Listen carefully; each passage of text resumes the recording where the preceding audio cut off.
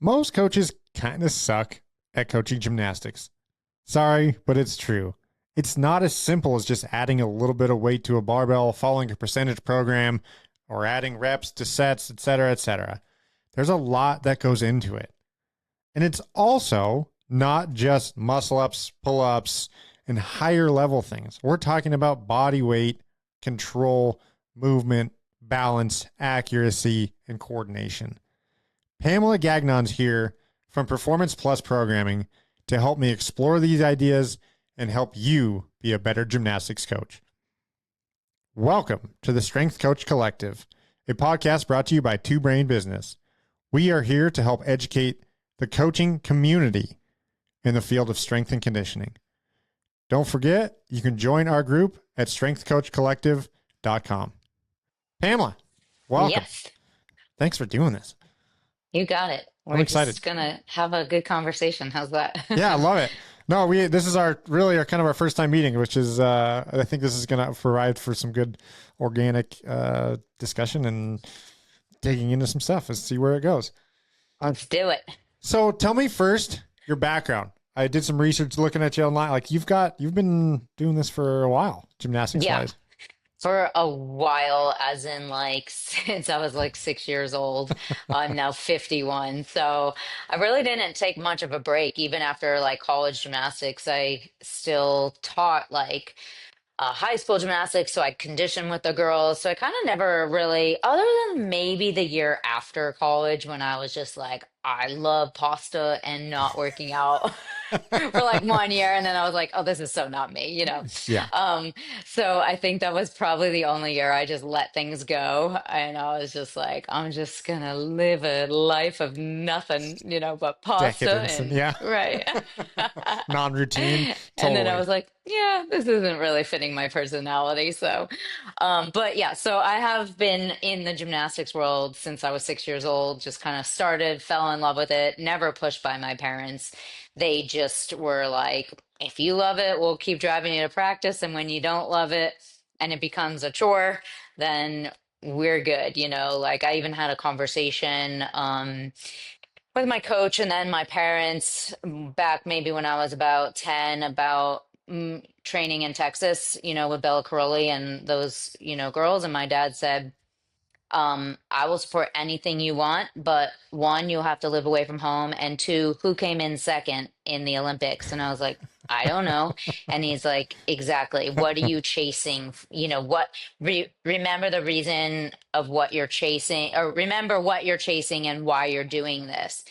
And you have to give up a whole lot to maybe chase that first place finish, and how much is that worth giving up your childhood for? And I was like, nope, not moving away from home, going back to having a lot of fun with gymnastics. And I love that my dad wasn't like, you're not going. He was just like, let's have a conversation about it. And I think like that was really the foundation of my sports in general, like the guidance of my parents just being like, work hard. They were very hard workers, both of them. But also enjoy the process of it. And when it stops becoming enjoyable, like dig deep into the point of why you're continuing this. And I think because of that, and because I was never like, my parents weren't like bleacher parents where they're sitting on the bleachers and being like, why didn't you point your toes in that routine? They're just, hey, how'd you feel in the meet? Great. So glad to see you out there doing your thing. Like they knew the coaches were there. They knew that they were the ones who gave me the feedback. And I think them stepping back, which you don't see enough of now. I have a 21, 23-year old, and I just was like mind blown sitting on rec basketball watching these parents rec basketball. This is like fun basketball. Go work Yeah. hard, sweat for an hour. And these parents were coaching their kids from the sidelines on the bleachers like they were going to make the NBA. And I'm like, what in the world is going on? But I No, felt like totally. Could you go sorry, I door got to off on door and talk to an all angry parents about this? tangent. No, I was like, I'm oh my gosh. man, I'm so like, I want to hug you right now because I feel I have an 11-year-old son and we are Yeah. mired in that stuff. And I see it with, he's not in gymnastics. I've not been involved with that sport, but from what I understand, that is on the higher level of the intensity in terms of commitment and expectations and all the things that Yeah. are. But losing of the point is Yeah. so common and so unfortunate and so. I wonder too, just your year off, but then coming back into it. Yeah. That's probably a lot of personal experience, but I think that so many kids burn out on their sport because it's just been pounded into them. And then Mm-hmm. when they stop, they're like, I'm never doing that again for as long as Yep. I possibly live because that sucked. And So what's yeah. like, think about what the real reason we get into sports. And this is also why CrossFit build confidence, Yep. healthy lifestyle, Yep. mental fortitude and toughness, and being Yep. able to like take direction, listen to authority, and work as a team. And Right. like when you lose sight of that and you think your kid's getting a scholarship, you've just yeah, you've lost sight of it. I mean, that's the only way I could think of it. So, Totally. um yeah, so I feel really grateful that I had really good role models that were all about hard work, but also about balance. And yeah, I had the best time in college gymnastics because of that. And I actually so I went to Rutgers University and we had a lot of fun. Like Yeah. we knew gymnastics was not our future after college. And so we were about making friendships and getting our degrees and, throwing in some fun in there. I mean, when you go to school in Jersey, it's going to be a little bit fun. Yeah.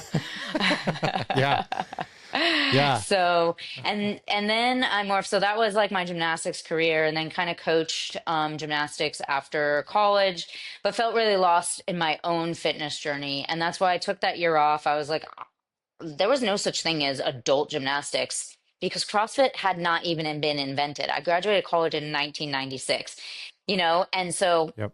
once you graduate college sports, you were kind of put into like the Globo gym or just stay on the treadmill for an hour. And that was not, fulfilling my excitement of fitness in general at all.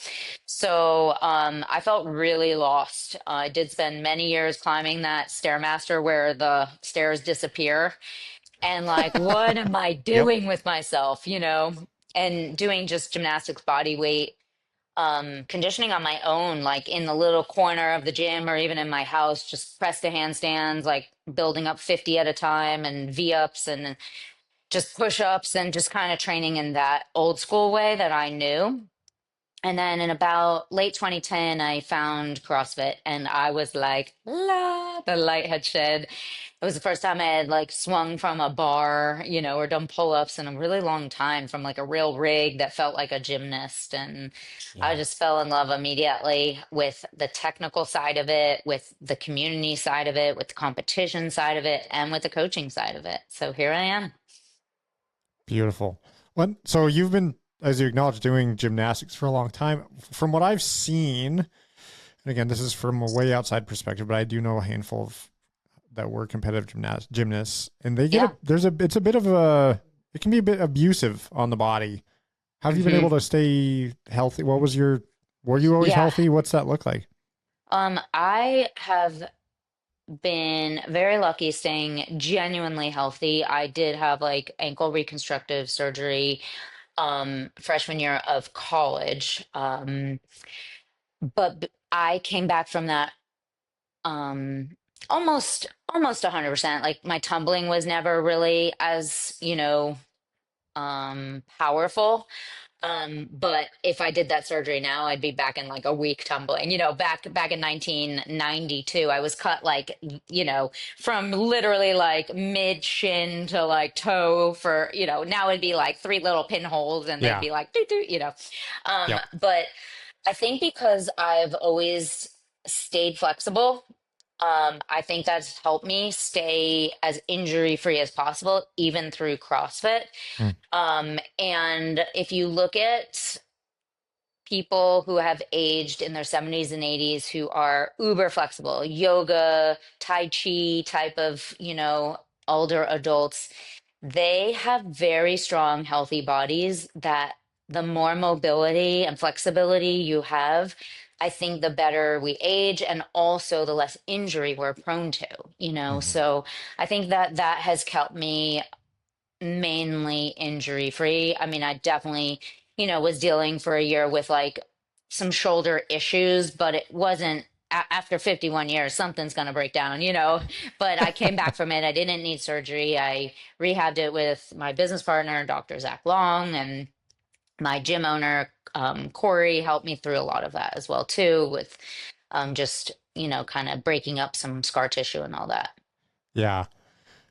I think that's such a But like, yeah, you get to, if you're going to use your body doing things you love to do, you're probably going to, it's just like a vehicle. If you drive at 300,000 miles, you're probably going to have to pay a little bit more attention to alignment and et yeah, cetera. So, yeah.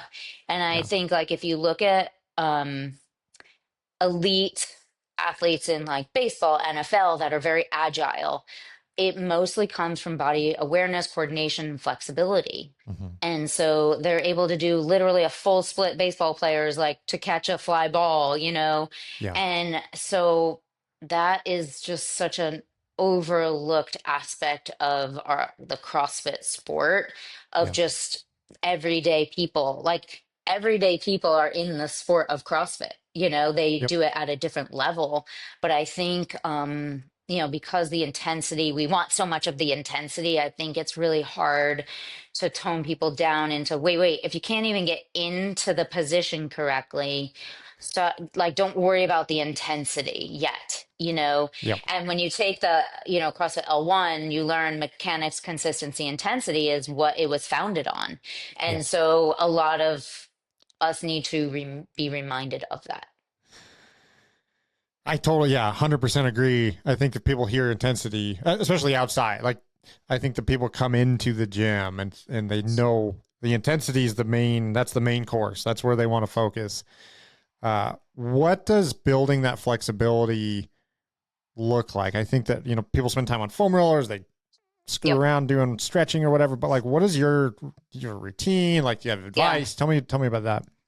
I mean, I just go back to my foundation of old school gymnastics splits, wrists, bridges, like L sit pancakes. And I do more active stretching, meaning if I'm in a split, I do a lot of like, bouncing through the split position, and then it allows me to like go lower and hold. I don't do a lot of static Mhm. holding. But even if you get in just literally 1 minute a day, Yeah. you will absolutely feel an improvement. So like when I wake up, I'll go into like the bottom of a squat and sumo squat just to like loosen up my ankles in the morning. I do that every day.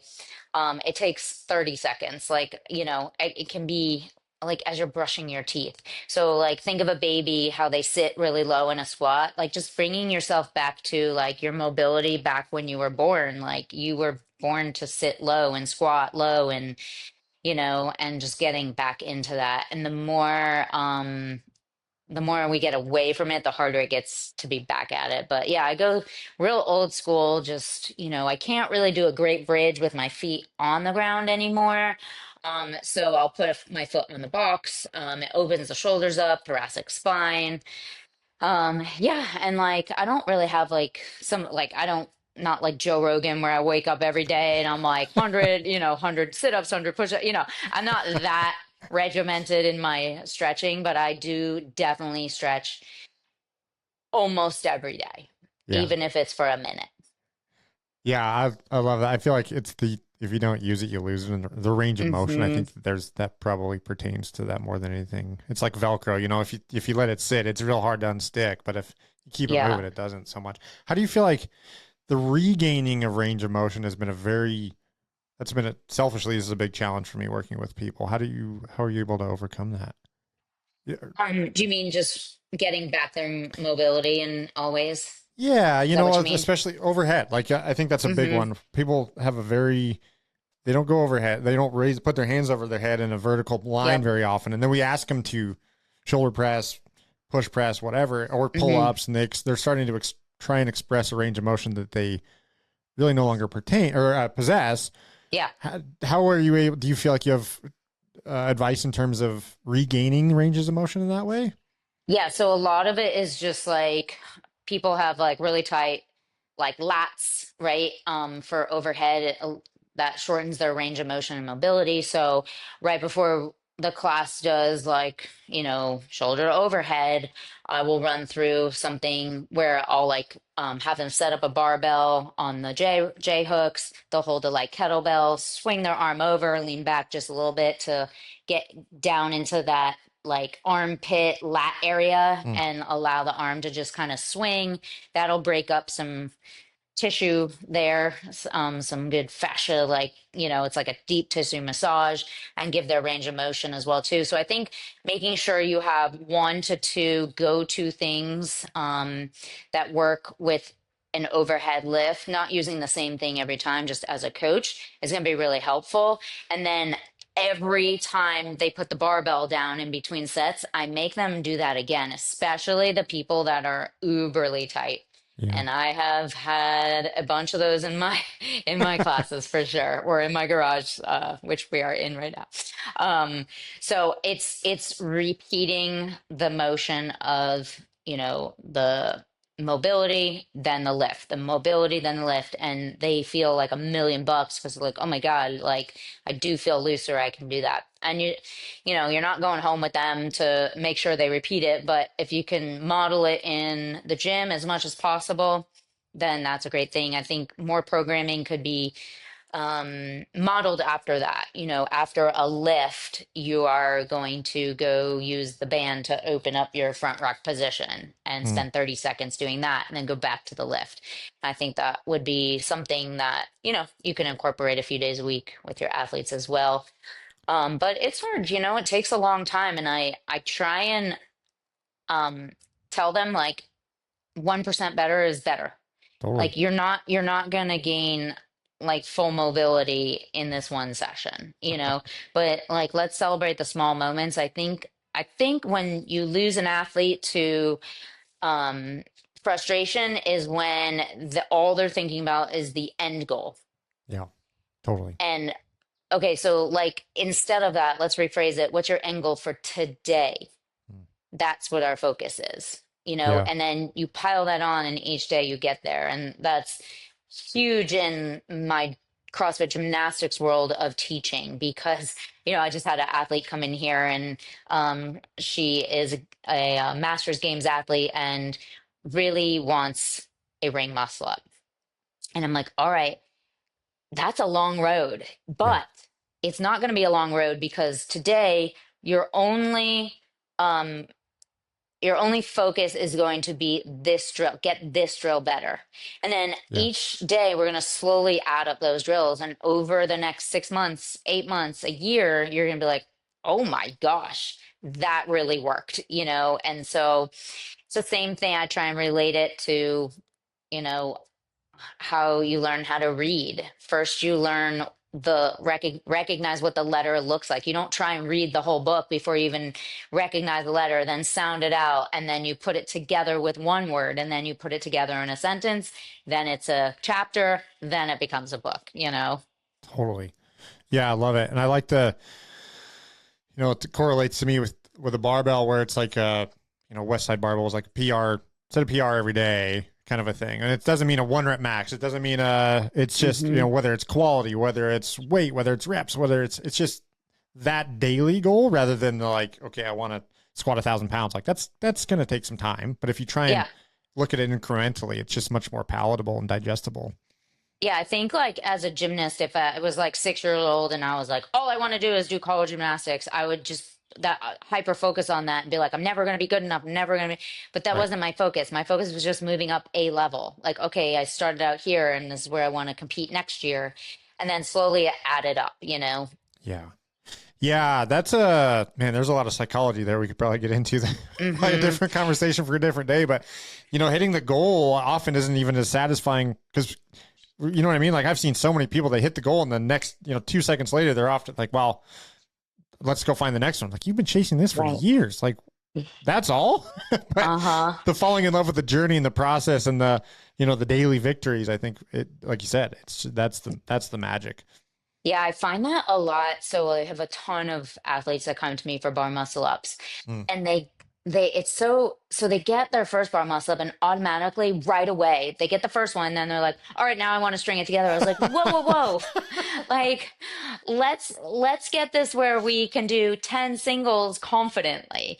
And yeah, it's this constant, like, and that also is a great personality trait, but it can also frustrate us as athletes, or we get hurt. yeah, And so a lot of us have bad shoulders because we're trying to chase something too quickly before we get the technique down and the stability and the understanding of the skill, and perfecting it at that level because we see next to us training, some better athlete that we're like, oh, we want to be there.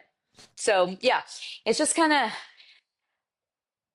learning yeah. learning that it's in the process, yeah, which is hard. I mean, I'm guilty. I'm not saying that I do this well.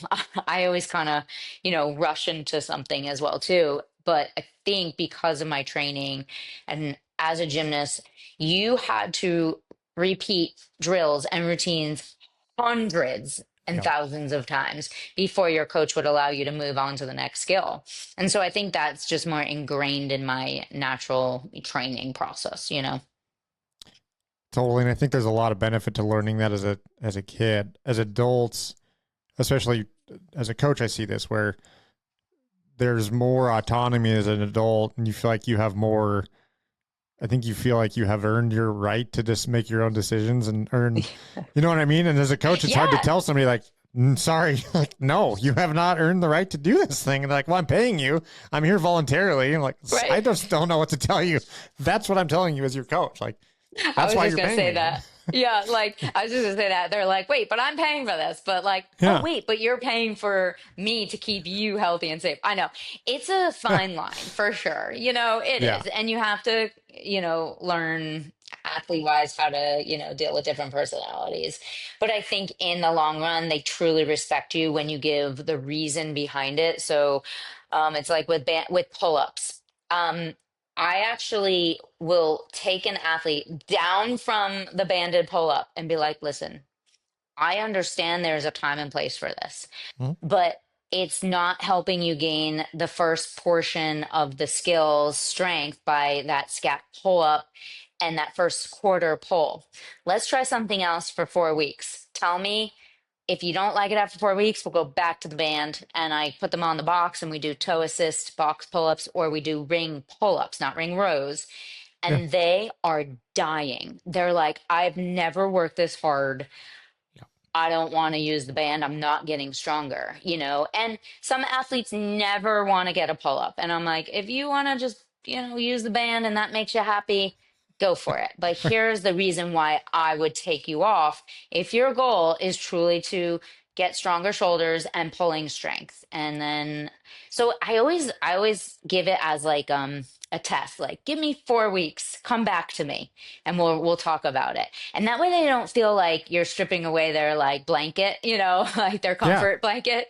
Totally. And they're like, huh, maybe she does know what she's talking about after they've tried it. And it's like super hard and they're so sore, but they also feel really strong when they're Yeah. doing it. Yeah.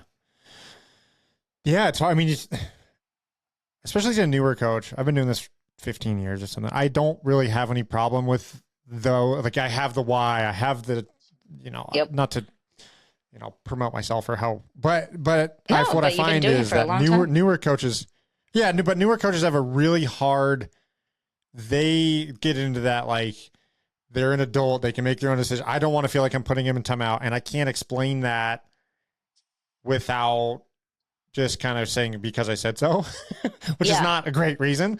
Do you have advice for new coaches Yeah, that can help definitely. them navigate through that without just going to the "I told you so" and I'm the coach because whatever? Yeah, so you just said the key word, like the coaches feel like, they're punishing their athletes. And so they're like, oh, I don't want to make this miserable for you. So think of a way how to teach them how to play on the playground, right? So I think of our gym as, especially the gymnastics portion, as the playground, the monkey bars, everybody wants to go play. Nobody wants to sit on the bench because they can't do the fun stuff because Yeah. they're not strong enough. So let's take like a handstand push-up, for instance. What's the fun part of the handstand push-up? The handstand, right? Yeah. So if you're not strong enough to do the push-up portion, let's say it's, 15 handstand push-ups for 3 rounds. Have them go do a 10-second handstand hold and then have them come off the wall. They've already played on the playground. That's the playground, the handstand. And then have them do the strength portion, which is the push-up portion. So breaking those skills up. So maybe they're just doing regular 5 push-ups. Maybe they're doing box, pike push-ups. So they're doing 10 seconds on the wall, the handstand hold, 5 reps of a some sort of pressing, pushing, push up type of skill. And now that's their 15 quote unquote reps. Now they've had fun with the handstand, but they're not coming crashing down on their head and they're getting stronger, like Yes. having 3 ab mats and moving to quarter depth isn't really getting them stronger. Why do they do that though? Because it's really fun. Yep. And you know what's fun? Being able to kick up into the handstand. So let Totally. them kick up into the handstand and then have them work on the strength part and they'll thank you for it. And I do that with every skill, like the pull up. Have them do the kip swing because that's one, fun. Two, you learn how to support your body weight safely. You learn how to do arch and hollow lats. Then have them do ring pull-ups or the toe assist strict pull-ups and breaking up again. If it's 15 kipping pull-ups, you're going to do 10 kip swings and then you're going to do 5 of the strength portion. So remember, it's strict versus kipping. So always lower the strength portion when you're doing strict stuff. So there's so many ways to have them play on the playground. Bar muscle ups, right? How many athletes are just so tired of doing just kipping chest bar pull-ups when all the other more advanced athletes can do bar muscle ups? So what's fun about a bar muscle up? Getting up and onto an object. Have them do box bar muscle ups. Get out of the pools. If you have roadblocks, they can do, get over, like a get over the box.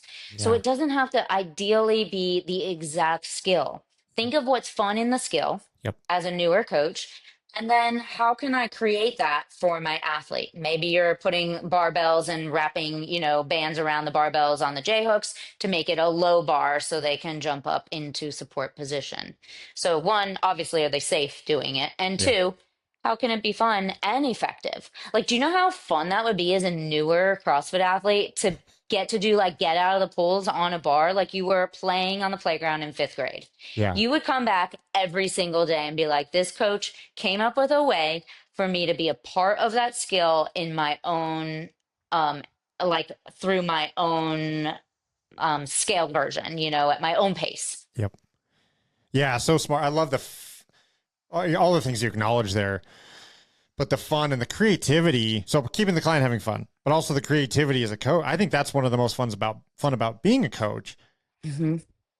Coming back to the intent, but then taking a second. I think this is where I see, just to echo what you're also saying, is I see most newer coaches kind of getting a deer in headlights and panicking to the whatever answer they can come up with, rather than like taking a second. Like, I have no problem being like, you know what?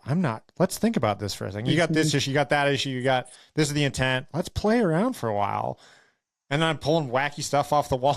I think it's fun. I think coaches often feel like they're going to be judged by not having the answer off the bat. But I think the more experienced coach may sit there and ponder for a second and think, I don't know, let's just try this. What do you think? And then That's it's more fun for such everybody. a good point. Such a good point. I have been coaching since I was 15 years old. I coached the little Yeah. like 4 and 5-year-old gymnasts. And just in my garage yesterday, I'm doing a drill with the athlete and it's just not working. And I'm like, you know what? Let's just stop and think about no, we're going to stop this. And, she hired me to be the expert. And I think that shows vulnerability of like, you know what? Let's think of this together. All right. So I could see what the issue was, but I was like, I think this drill might help, but Yeah. it just was a disaster. So I was like, all right, let's go back to the drawing board. And you're right. We tried 2 other drills and we found on the second drill, it really clicked and worked. but never be afraid. You're right to just be like, whoa, whoa, let's pause for a second. Never And mind. that looked different in my, and they'll laugh so hard too, because you know what?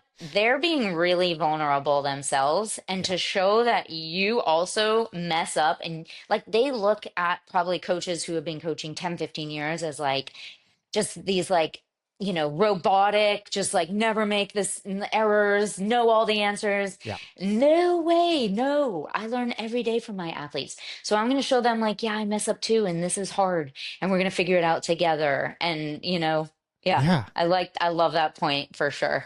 Yeah. There's a saying or there's a metaphor or whatever, but it's like when you start out, you don't think you know anything and it's true. And then there's a point at which you think you know a lot. And then the more you learn, the more you realize you don't know anything. And like at this point in my career, I'm like, I don't know. Like, I'm not sure. Let's just, Yep. there's probably more to learn. There's more to try. And I don't know. We'll figure it out though. It'll be fun. Hmm. So yeah, Yeah, that's, I still spend like hours in my garage, like trying out new drills and being like, all right, would this click with an athlete? And it's funny, like my workout partners, um, I'll come home, like they'll do something, like say we're working on handstand push-ups, and these guys are like, kind of, I would put them in the elite category that I work out with, elite, whether it's masters or they are great athletes, right? And but like I'll be like, hey, um, you could tweak that a little bit here for the handstand push-up to make it easier. So then like 3 hours later, they'll see like an Instagram post with a drill. Like if you do this in your handstand push-ups, and I'll get bombarded with our like group text, like, I feel very called out. Like, are you like and so it's so great because I come back learning still from even the elite of the or the RX plus athletes of the group, and I learned from them like, oh, this could be something I could connect, my athlete with, of this cue. Let yeah, me try this drill. And then I'll be like, no, that didn't work, so I'm constantly going back to the drawing board, and I think that's why we come back every day and feel really inspired by our athletes, because they are highlighting like, hey, I need help with this. Now it's my job to come up with a way that's effective, makes sense, and also not too quirky. I think like, I think a lot, with like the clickbait and all that. yes, I see some drills, I'm like, come on, like, like it's just a little clickbaity, like creative, but so like totally. just simplify it. I think the best professors, teachers, coaches, um, if they can explain a very complicated skill or drill in the most simplistic way, like you're teaching a 5-year-old. Yep. You don't need fancy words. You don't need fancy muscle words. You don't need, I mean, I literally use words like make a turtle back, like, like a turtle shell with your back to adults. And they're like, oh, Yep. okay, I get that. If I were like pressure anterior lat into your scapular, they'd be like, what in the heck are you talking about? Yeah. Simplify it. Totally. They know you're smart. They know you do lots of work to become the elite coaches that, you are. And so just don't be afraid to simplify it. They'll appreciate it. I went Great. off on a tangent. I don't even know No, where I went with that, but no, yeah. a million. In terms of I was saying as I train new coaches at my gym, they've somehow gotten in this pattern of using the word triple extension. And I'm like, what are you talking about? Nobody knows what that Nobody knows means. what that means, I right? know what that means, but like, what are you talking about? Why No, would I you say, mean, just tell we them to would, but jump? yeah, yeah, Yeah, yeah. Like the general athlete is like, what does he mean? And then they overthink it. Right. yeah, Just jump, jump. just jump. Right. Yeah. Like, I don't know. Why does it have to do more than that? So, I don't know. And Good I think advice. I when think the simplicity, yeah, go ahead. Sorry. yeah, no, when we're studying the skill, like as coaches, it is important for us to understand there is triple extension going on, because we have to be able to understand the intricacies of it and Yeah. then simplify it. So it's so important to continue your education as a coach. And then it's the most important to try and teach it to your 5-year-old niece or nephew, you know? I've stolen so much from our kids coach. I'm like, that's a Yeah, genius adult cue. Like I'm using that one, the angry isn't it? gorilla. Like we're doing that one. Totally. It's so good. Yep. Uh, uh, I totally agree that CrossFit Kids course is like, I almost think like every adult coach should take it because it is simplifying it in the best way possible. yeah. In terms of simplifying, I want to explore. A lot of us are working with older people. We're getting older, unfortunately. Things are Yeah, me. getting, yeah. In terms of like, so gymnastics, I think it's when especially CrossFitters or competitive athletes think gymnastics, you think bar muscle ups, they think pull ups, kipping pull ups, they think handstand Hmm. push ups, handstand, all the like higher level stuff. But I think, in my opinion, and I want to hear your voice on this, is the reductionist perspective on that for the older populations Yeah. and how that fits and what that looks like and how we can help more people with the concept of gymnastics, but scaled down. Yeah. So gymnastics in its simplest definition is just body weight skills. And gymnastics is balance, coordination, agility, and accuracy. So how can we work on balance, coordination, right? All of those things are so important as we age. I actually coach a few athletes in my garage that are, between 65 and 70, Yeah. and their goal is to um, build more balance Yep. and continue building like strength. Yep. So we do a lot of, just like we're not doing pistol squats, but we're doing one-legged balancing. So think about like the higher level skills. What are they helping you do? All right, pistol squat is a squat on one leg. So you also need strength and balance, right? So we might be working on the balance portion and then the hip flexor portion by just doing like some seated, like really like L raises with each leg. So you're working on hip flexor strength.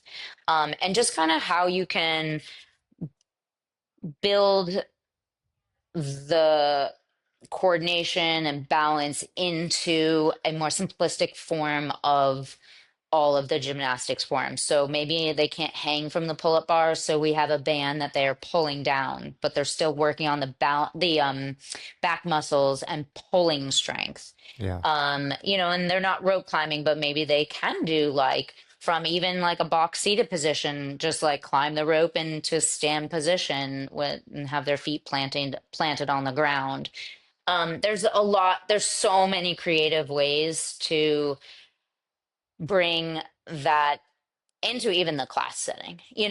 They don't have to work out on their own. I know so many gyms are starting like their, senior, classes where it's like Yep. 60 up, and working more on that. But I think that really like the coordination and the pull press getting up and off the floor, or if you fall, can you get to the countertop and pull yourself up, like as we really age, like 70s, 80s, 90s. I mean, I think like as us CrossFitters, as we hopefully age through that, we're gonna age super strong Yeah. and Right. hopefully stay healthy. Um so this is for like very deconditioned people who really haven't worked out at all and come in at 70, and their PT doc or their doctors like, you need to really get some PT or some fitness in because you're starting to fall, you're going to break a hip, and that's some real life stuff right there, and I think if you want to be a good coach, start doing it yourself. Yeah.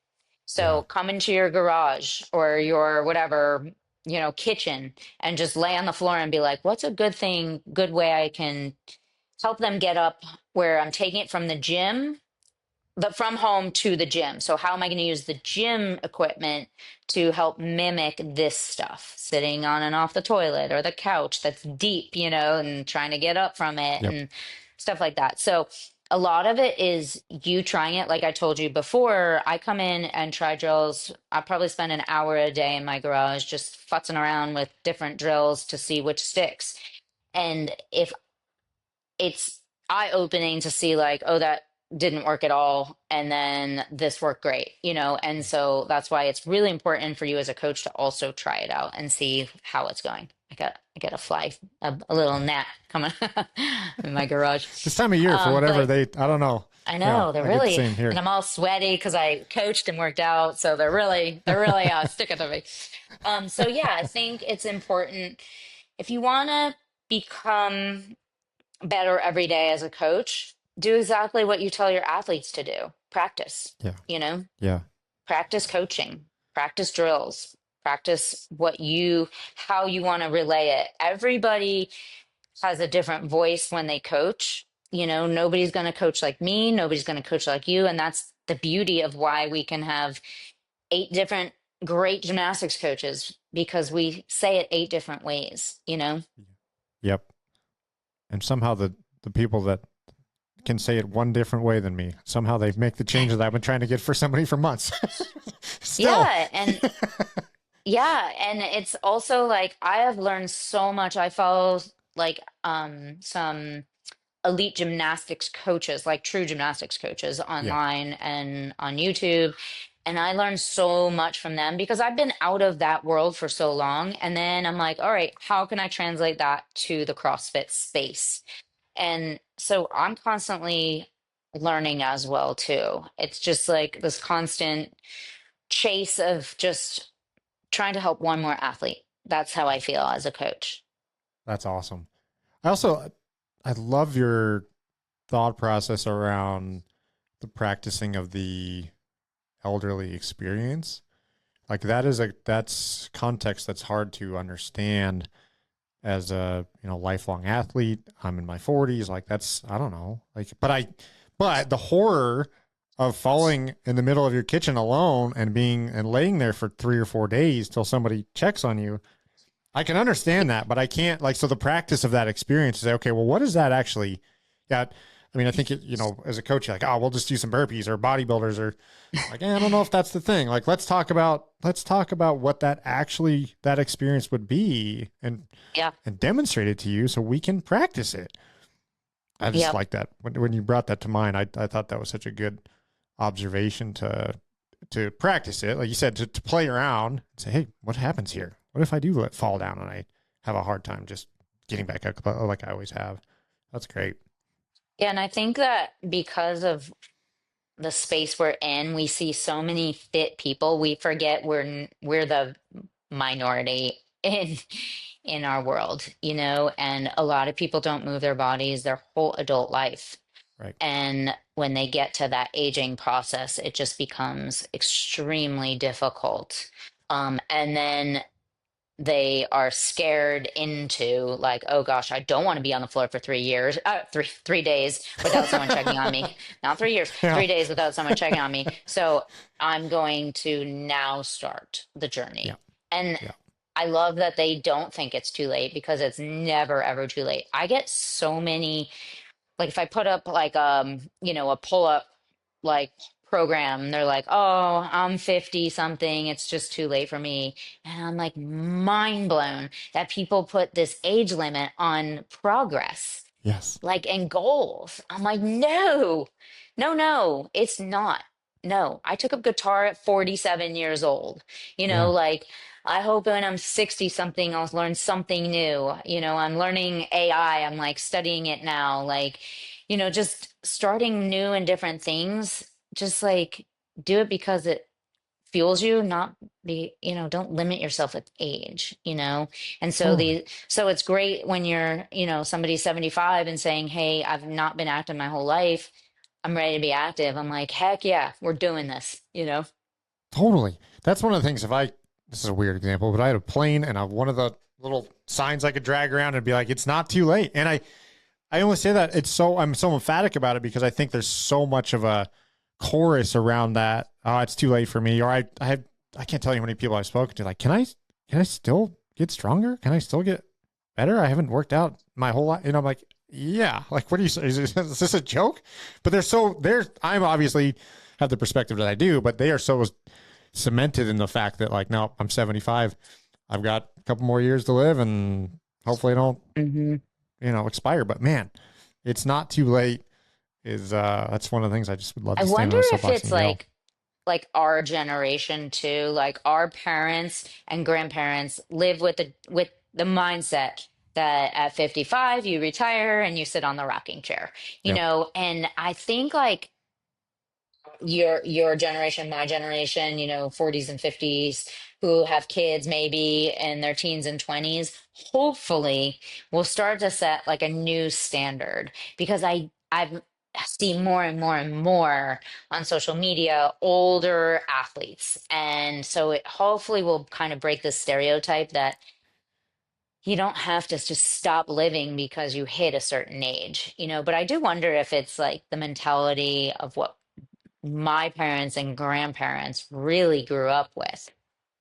Yeah, I was at when you said the social media expo. I think that there's it's so easy to have a negative opinion towards social media, which is probably a lot of validity to that in certain contexts. But Yep. the exposure to holy crap, like she's 90 and doing this, or he's whatever and he's doing that, and uh, I think that that's probably a good thing, and it is inspirational to see people of a certain with a certain label that are doing certain things realize, hey, why can't I do that? That's awesome. So I hope the same. I hope that this is just empowering, and then my mom's doing stuff with her great grandkids, which would be Yeah. awesome. And same for me.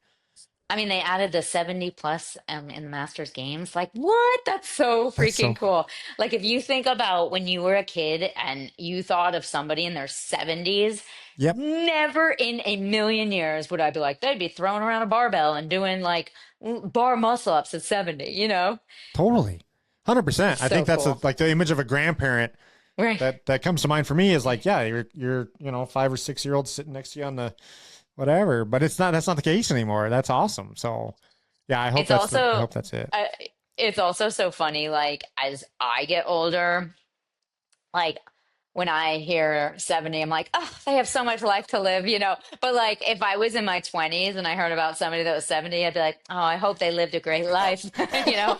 But like as I creep towards, I'm only 51, but like my dad is 81 and he looks at me like, you have your whole life ahead of you. You go do everything you want. And I'm like, that's my dad looks at me as I'm like a young kid, because at 80 something, 51 seems young. He's like, God, if I could go back 30 years, that's a lot of years I could get back. Yeah, So it's just the perspective is just mind blowing to me as I get older. And it didn't really hit me until like my friends or my sister, everybody was in their mid 50s. I have friends in their 60s. My workout partner is a Masters Games athlete who's 66 years old. I'm like so working out awesome. with a 66-year-old, and we're throwing around the barbell and doing, ring muscle ups. And it's just like, so the perspective so much changed so much for me as I became, an an older athlete. Yes. Oh my God, it's so crazy. It's fun. It is. And that's how I knew I was getting older is when I was giving advice like that to my 20-year-old coaches. And I'm like, you have so much life. Like, wait a minute. I thought I was actually their age. And nope, not even close. I So, yeah. know. But I do think that also that experience, I appreciate my age because of the experiences I bring to the table. And I do think it makes me Yeah. a better coach. I wasn't a great coach when I started out at all. I was like, gosh, I was floundering around, just I stuck to two cues, and you just slowly learn. So I think coaches have to be also a little bit kind to themselves and know like over time it gets better and easier. And with the gymnastics itself, understanding like what the skill is, the fun part, the strength part, and then how to get your athlete on the path to be excited and get stronger. Yeah, totally. Let's talk about pure performance. I want to hear what you're doing there. And it's just in terms of educating coaches and all that. Like you have so much on there. Oh my gosh. I was overwhelmed. So Performance Plus is our Oh, sorry. business, I'm and sorry. yeah, oh, that's fine. So it's I like that name too, though. Performance Plus is our business, and my business partner is a doctor of PT, Zach Long, and he is as passionate as in PT as I am in gymnastics. And we kind of met up about 12 years ago and just started writing articles for the CrossFit Journal and together. He's out of North Carolina as well. And we just were like, hey, there's kind of a missing hole in how to teach the gymnastics and the mobility part of it and stay ahead of injury. And we kind of morphed our business into creating, first bar muscle up, toes to bar program, lats to fly, get your first pull up, and then bulletproof back and bulletproof shoulders, and just kind of all these programs integrated that are just accessory work. They take 10 to 15 minutes, a few days a week. And we've helped over 50,000 athletes. We have a spreadsheet hundreds of miles long of just success stories with, I got this skill, and, we just break it back down to the foundation. And you and I had the conversation, in fact, in the very beginning of this, is just focusing on getting this one drill today and not worrying about the final skill. With our bar muscle up program, you're not allowed to even try a bar muscle up until the last day. We don't even come close to it, because take your mind off of the finality of it and just focus on just building the strength and body awareness and, the timing and coordination. And so it's been an absolute passion to be able to reach athletes around the world because it's online. And yeah, I just, we consistently try to work on our programs to rewrite them, make them better. But the best part of it is we've created kind of a community on our Facebook page where you can drop, a video of the drill you're working on, get feedback from me, from all of our athletes, see hey, I'm struggling on this too, or wow, I'm working on that as well. And I think it just gives you a little bit of encouragement to keep going and work hard. So that is Performance Plus in a That's nutshell. So awesome.